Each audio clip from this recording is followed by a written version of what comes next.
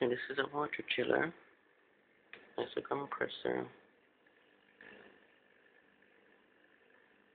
That's the evaporator, freezing water.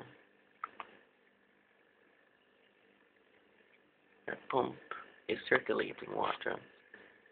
Then ensure that the cold water at the bottom comes up to the top. That's a condenser, heating a 6-gallon bin of water.